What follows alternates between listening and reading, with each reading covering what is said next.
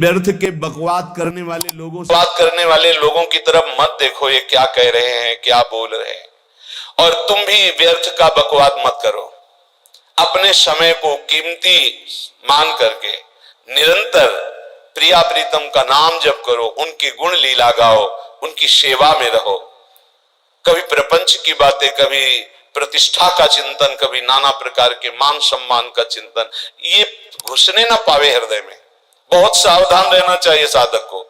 ऐसी बातें देखो मत, ऐसी बातें सुनो मत जिससे तुम्हारा हृदय उद्विग्न होकर प्रभु का चिंतन छोड़ दे। बंद करो। अभी अन्य लोगों के संग का त्याग कर दो, जो भगवत विमुख वार्ता करते हैं, संत निंदा करते हैं, दूसरों की निंदा करते हैं। कुछ हाथ नहीं लगता है, ये लोग दुर्गति को प्राप्त होने वाले हैं। भक्तन निंदा अति बुरी भूल करे जिन कोई, किए सुकृत बहु जन्म के छिन्न में दारक होए। पर निंदा की किए ते नहीं आवत नहीं कछुआत, मूर्ख पर्वत पाप को ले चल अपने साथ। तो अलम कश्यापि संगत्या, ऐसा संग मत करो जिनके पास बैठने से भक्त निंदा, जन निंदा, भगवत निंदा हो। ऐसे से दूर रहो, अलम बंद कर दो ऐसे लोगों का संग। रात दिन हम श्यामा श्याम का नाम जप करेंगे, श्यामा श्याम के लीला गुण गाएंगे, श्यामा श्याम के ही धाम का शोभा का चिंतन करेंगे। जब तुम अपना जीवन श्यामा श्याम के चरणों में न्यौछावर कर दोगे तो पूरा भार श्यामा श्याम ले लेंगे और तुम्हारे हृदय में मस्ती आ जाएगी। जो ऐसा निश्चयी होता है, दृढ़ निश्चयी, उसके अंदर दृढ़ विश्वास, तो उसके हर समय भगवान की स्फूर्ति होती रहती है। भारी प्रतिकूलता में भी भगवान का सानिध्य अनुभव होता है। वो अनुकूलता में तो भगवान के दुलार को देखता है, लेकिन प्रतिकूलता में भगवान की विशेष कृपा को देखता है। ये संयोग, ये वियोग, संसार की ये द्वंद्वमयी वृत्तियां भक्तों के हृदय में नहीं चुभती। आए की हुज्जत नहीं, गए की तलाश नहीं, क्योंकि नित्य संयोग भगवत स्मृति के प्रभाव से प्रभु का रहता है। शोक, विषाद बहुत ध्यान देने योग्य विषय है। तभी लोगों को ऐसा लगता है कि ऐसा कैसे हो सकता है। भक्त के चरित्रों को जब सुनते तो लगता है ऐसा कैसे हो सकता है, ऐसी परिस्थिति में भी ऐसा कैसे हो सकता है। क्योंकि तुम मानसिक बुद्धि से युक्त हो और वो भागवतिक स्थिति से युक्त है, इसलिए तुम उसको पार पा ही नहीं सकते। जब तुम अपना जीवन श्यामा श्याम के चरणों में समर्पित कर देते हो हृदय से, फिर उनकी कृपा से सब विघ्न दूर हो जाते, एक अपार मस्ती रहती है। नहीं तो शोक, विषाद, दुख, क्लेश, कष्ट, संताप, भय, उद्वेग, ये सदैव सताते रहते हैं। इसी से डिप्रेशन होता है। बार बार नकारात्मक चिंतन, शोक, विषाद, दुख, चिंता, क्लेश, संताप, भय, उद्वेग, यही पूरे मानसिक स्तर को नष्ट कर देते हैं। उत्साहहीन जीवन हो जाता है। जब तुम श्यामा श्याम को समर्पित हो जाते हो तो ये सब प्रवेश भी नहीं करते, एक अपार मस्ती बनी रहती है। अब क्या होगा, श्यामा श्याम जो करेंगे वही होगा। श्यामा श्याम पता नहीं कैसा करें, नहीं, वो सदैव मंगल भवन है, वो जो करते महामंगल होता है। यह निश्चय उपासक के हृदय में आ जाना चाहिए। इसलिए अपना सारा मन, सारी बुद्धि, सारा जीवन, प्रत्येक श्वास प्रभु को अर्पण कर दो। फिर देखो तुम निहाल हो जाओगे। दुख, शोक, विषाद, क्लेश, कष्ट, संताप, भय, उद्वेग, ये उसी को व्यापते हैं जिसने अपने जीवन को प्रभु के चरणों में अर्पित नहीं किया। इसलिए तुम अपना सारा मन, सारी बुद्धि, सारा जीवन, प्रत्येक श्वास केवल प्रभु को अर्पित कर दो। फिर देख लेना श्वास कैसे अर्पित की जाती है, राधा राधा राधा। बुद्धि कैसे अर्पित की जाती है, एकमात्र निश्चय कि भगवत सुख ही सुख है। ये जागतिक सुख सुख नहीं, ये दुख है, ये ऐसा दलदल है जिससे आज तक कोई नहीं निकल पाया। सारा मन, हम मन से केवल प्रभु का मनन करें, बार बार मन को संसार से हटा के नाम में, रूप में, लीला में, धाम में लगाए, बहुत प्रसन्नता हो जाती है उस उपासक के हृदय में जो अपना मन बुद्धि प्रभु के चरणों में अर्पित कर देता। भगवान ने तो इसको बहुत उत्तम स्थिति बताया है कि मेरे से कभी वो अलग हो ही नहीं सकता यदि मन बुद्धि अर्पित कर दिया। मयि एव मन आधत्स्व मयि बुद्धिम निवेश है तो निवश्य मयि एव अत ऊर्ध्वं न संशया, बिल्कुल संशय नहीं, वो मेरे में ही निवास करेगा जिसने मन और बुद्धि अपनी मेरे में अर्पित कर दी। बहुत प्रसन्नता रहेगी उस उपासक के जीवन में जो अपने आप को मन बुद्धि सहित प्रभु के चरणों में समर्पित कर दिया है। भगवान का आश्रय लेने वाले की पहचान है हर परिस्थिति में प्रसन्न रहना। देखो आप भगवद आश्रित हो कि नहीं, देखो अनुकूल परिस्थिति में तो सब प्रसन्न रहना, लेकिन प्रतिकूल परिस्थिति में प्रसन्न रहना ये भगवान के भक्तों का लक्षण है। हर परिस्थिति में प्रसन्न रहना ये भगवान के भक्तों का लक्षण है। आनंदगन भगवान का आश्रय मिलते ही आनंद छा जाता है हृदय में, उनके पास आनंद का अभाव होता ही नहीं है। जैसे सूर्य का प्रकाश उदय होते ही सूर्य का प्रकाश संपूर्ण अंधकार को नष्ट कर देता है, ऐसे ही भगवान का संपूर्ण आश्रय लेते ही सब दुख चिंता शोक नष्ट हो जाते, आनंद ही आनंद। तुम भगवान के मंगलमय रूप को नहीं जानते हो पर उनके मंगलमय भाव को, विधान को मानना शुरू कर दो, जो भी होता है मंगलमय होता है। हमने जीवन में देखा है, अगर इधर कोई बहुत बड़ा सुख दिया तो देर नहीं लगेगी, 24 घंटे नहीं व्यतीत होंगे और ऐसे दुख दे देंगे, जिससे दोनों का समान भाव रख करके ना दुख में तुम भूलो प्रभु को, ना सुख में भूलो, सीधे भगवत मार्ग में चल। पूरे जीवन की बात देखा है, भगवान के मंगल विधान में सदा सर्वदा सुख ही सुख है, इस बात को मान के प्रसन्न हो जाओ। जब भगवान का भजन करने वाले की तन्मयता बढ़ती है भजन में, तो द्वेषी जन अपने आप तैयार हो जाते हैं। भक्त कभी किसी से द्वेष नहीं करता, अपने आप वो द्रोह करने लगते हैं। तो नरसिंह मेहता जी से बहुत गांव के कई लोग थे जो जलते थे, ऐसे जलते थे कि अब क्या करें, कैसे मिटा दे नरसिंह मेहता जी को, और उपाय तो मिल नहीं रहा था। तो एक दिन संतों की मंडली आई और उन्होंने कहा कि हम रास्ते में कोई चोर आदि धन ना ले ले, इसलिए यहां से किसी की हुंडी चलती है क्या द्वारिका में? पहले ऐसा था। बोले हाँ हाँ, हमारे यहाँ बहुत बड़े सेठ है नरसिंह मेहता जी, पर आप कहोगे वो मना कर देंगे, कई बार कहोगे, अगर वो स्वीकार कर ले तो वहां। और उनका लक्ष्य था कि नरसिंह मेहता जी के तो खाने की भी सुविधा नहीं थी, हुंडी कहाँ की बात आई। उनका था कि जब वो ना कहेंगे तो संतजन नाराज हो जाएंगे, अगर हाँ कह दिया तो वहां हुंडी चुकेगी नहीं, तो संतजन अपने आप इनको शाप दे देंगे, अपराध बन जाएगा, ये नष्ट हो जाएंगे। संतों को भेजा नरसिंह मेहता जी ने, सबकी दंडवत की, चरण पखाड़े। तो उनका ये इतना रुपया है, द्वारिका में साधु सेवा हम करेंगे, वहां तुम्हारी हुंडी चलती है तो आप अरे उनका आप कहाँ भूल रहे हो, यहाँ खाने की भी व्यवस्था। बोले हमें सब पहले से बता दिया गया कि आप मना करोगे, बार बार मना मत करो, हमें पता है। तो ठाकुर जी की तरफ देखा, बोले क्या लीला है प्रभु, संतों से हम क्या कहे, ये ले रुपये। उस समय स्वर्ण की मोहरें चलती थी, बेच के बाजार से खूब उन संतों को पवाया, उन्हीं संतों की सेवा की। और उनका अपने सेठ का नाम तो बताओ जहां हमें जाके हुंडी मिलेगी। सेठ सावल शाह सेठ। संत जन गए वहां, पूछा कि नरसिंह मेहता जी का जिन सेठ से परिचय, उनका नाम सावल शाह सेठ, उनकी गद्दी कहां है? तो जो कुछ भक्त थे वो द्वारिकाधीश की तरफ संकेत करते कि वही है।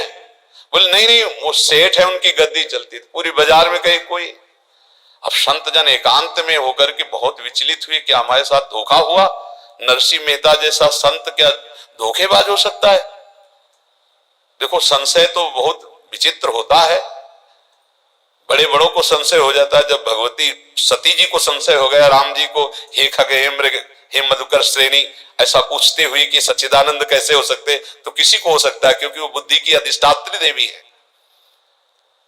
जो ही उनके मन में ऐसा आया कि क्या हमारे साथ धोखा हो रहा है, इतने में ही देखा जय हो सावल शाह सेठ की। वो कहा सावल शाह सेठ, तो देखा बढ़िया मुनीम जी उनके साथ, तो सेठ बस्ता लिए हुए मुनीम जी, सरकार इधर से चलो। तो उनका सावल शाह सेठ आपका नाम है? संतों ने कहा। बोले हाँ। बोले नरसिंह जी? हाँ। बोले आपकी हुंडी आ गई है।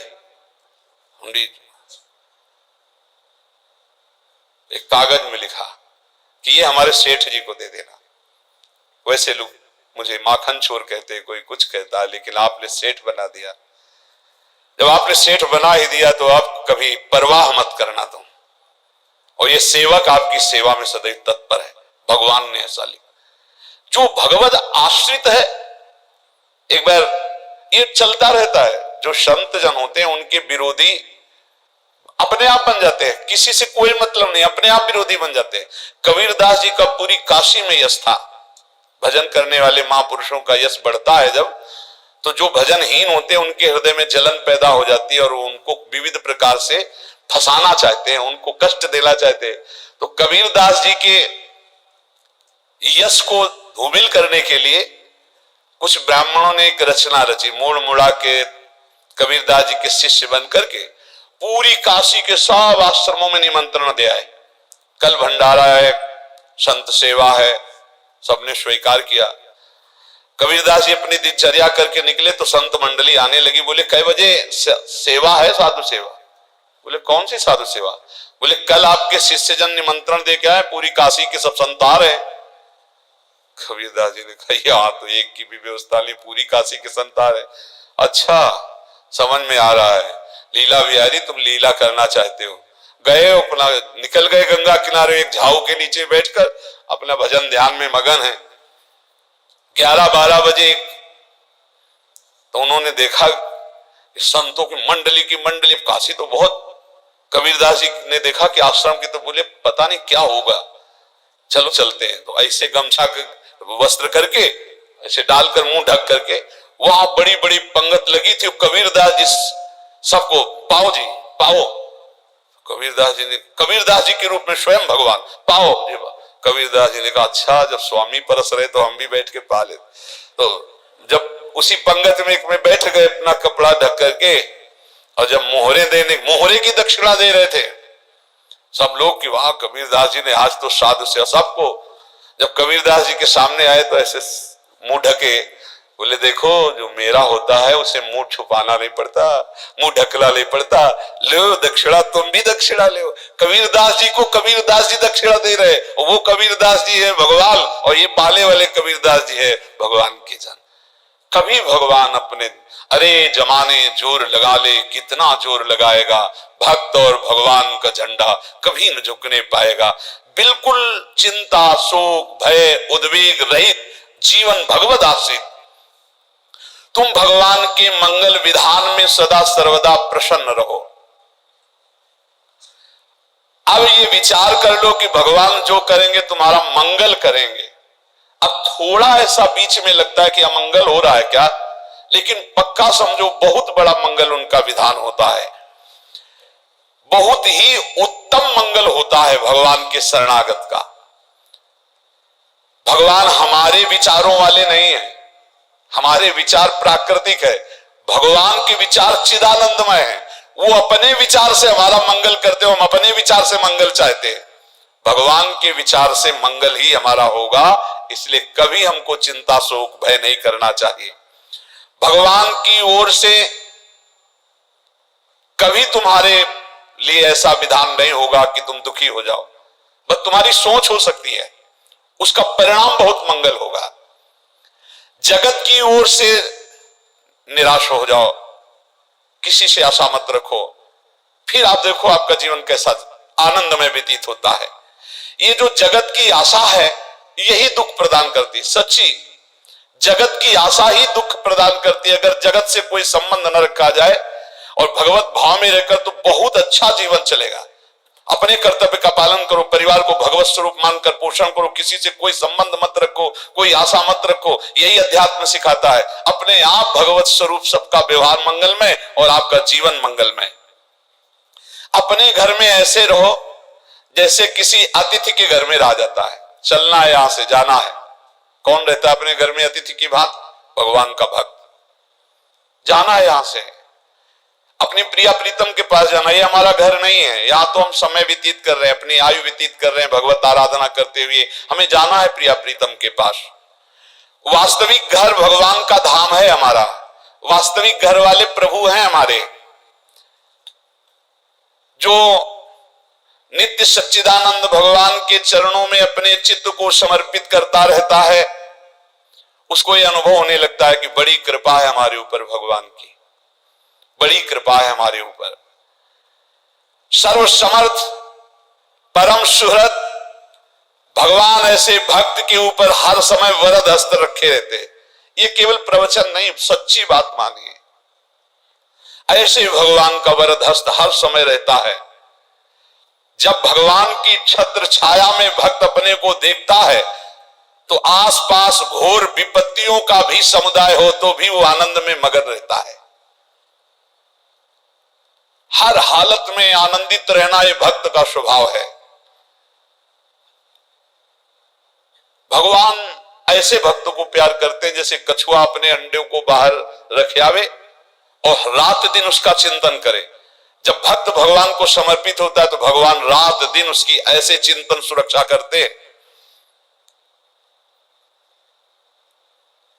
अब है ये दैवी संपदा का पहला गुण है, ये भगवान के शरणागत पर जागृत हो जाता है। वो भयभीत नहीं होता, किसी भी उससे भयभीत नहीं होता। यही डर ही डर भी हरिवंश हित जिनो भ्रमय गुण सलिल पर। इस डर से डरते रहना चाहिए कहीं गुण रूपी पानी में फिसल न जाए, नहीं तो गलती हो सकती है। साधक सावधान रहे। ये अभय दैवी संपदा का सबसे बड़ा गुण है। जो भयहारी भगवान की शरण में आ जाता है तो उसके अंदर ये अभय प्रकट हो जाता है। अगर कहीं तुम्हें एकांत में भय लग रहा है, एक आदमी तो एकांतिक में आए थे, वो कह रहे थे कि हमें हर समय भय लगा रहता कि कोई हमारे पीछे है, अंधेरा तो लगता कोई खड़ा है, मैं जीना मुश्किल हो गया ऐसा भय। देखो ये मन कैसा है, भगवान से विमुख होने पर कैसे डरवाता है। वो कह रहे हर समय मुझे डर लगा रहता है, कोई सामने खड़ा है, कोई पीछे खड़ा है, ऐसा भय लगने लगता है। और जब भगवान की शरण में आ जाते हैं तो ये अभय स्थिति हृदय में जागृत हो जाती है। कोई भी भय आसपास आ ही नहीं सकता, यहां तक कि नरक का भी भय खत्म हो जाता है जो भगवान की शरण में है। महापापी भी पुण्यात्मा महान भक्तों के समान वो उत्तम गति को प्राप्त हो जाता है जो भगवान की शरण में हो जाता है। पर ये जो भोगों का आश्रय लिए हुए हैं, मनमानी आचरण कर रहे हैं, ये कभी उस अभय को जान ही नहीं सकते कि अभय पद है क्या। इनको तो कदम कदम पर शोक, भय और दुख की प्राप्ति होगी, कोई बचा नहीं सकता। जो भोगों में